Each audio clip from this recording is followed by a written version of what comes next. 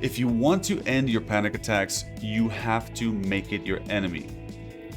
But before you can make it your enemy, you have to personify it. Personification is a process that sometimes we use in therapy to do something that a lot of times we discourage us from doing in therapy, which is disowning something, right?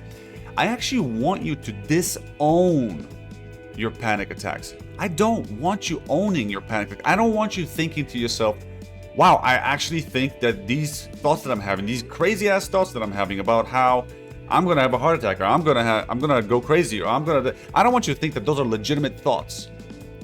Instead, I want you to think that these thoughts are coming from another entity, from somebody else.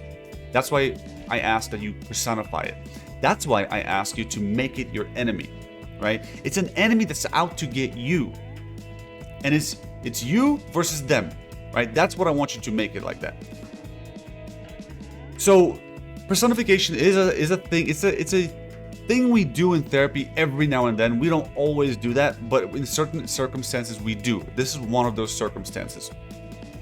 When I was dealing with my panic disorder, I personified my panic attack, my panic disorder. It wasn't just panic attack. Panic attack was just something that my panic disorder did. I personified it as like a demon. You know that goblin from Lord of the Rings, the one that has the ring that says "my precious."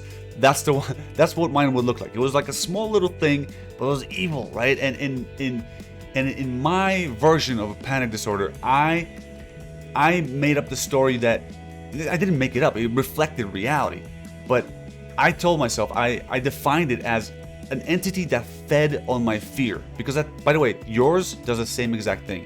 It feeds on your fear. So what is your image?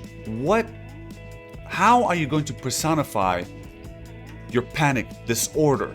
Not panic attack. Each individual panic attack is just a manifestation, a way that your panic disorder feeds itself, how it stays fed, right? It's incredibly important, right? Let me go over some of the other reasons why this is so important. One of the main reasons why personifying your panic is really important is that it allows you to isolate your thoughts. It allows you to separate your healthy thoughts from your unhealthy thoughts and move your healthy thoughts here and unhealthy thoughts here, right? The other reason is it allows you to reject personal blame. It's very easy with panic disorders to become hopeless.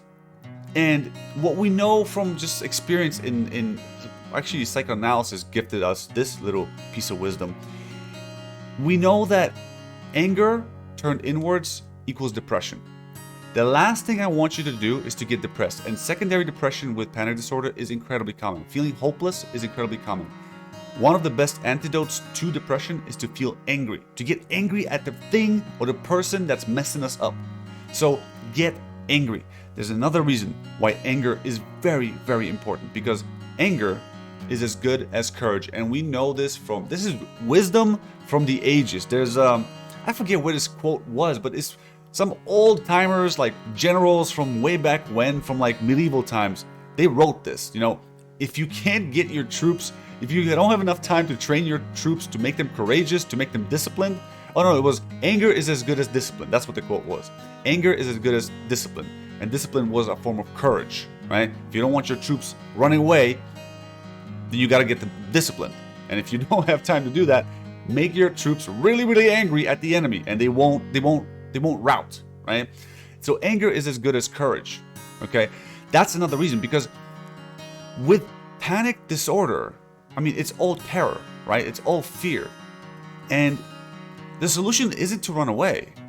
Just like any enemy you have, the solution is to stand your ground and fight, to stand your ground and face up to it, to call it its bluff. Because guess what? If you know that your panic is fed, that your panic feeds itself on your fear, if you know this, then you can reach a logical conclusion. Wait, if I want to kill something, what are some ways I could kill something? Well, you could just stab something, right? But how do you stab a panic attack, right? You can't. but you can starve it to death. There it is.